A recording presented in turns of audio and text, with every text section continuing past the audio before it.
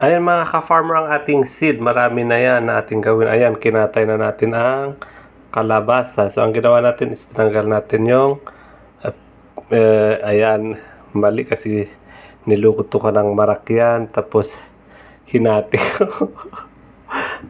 ang sarap. Tapos ang gawin lang ninyo mga farmer, tanggalin ninyo dito sa kanya, tapos hugasan ninyo bago ninyo isampay. Mas maganda kasi pag hugasan ninyo mga ka-farmer, pag kasi mahugasan, matanggal lahat yung nakadikit para mas malinis.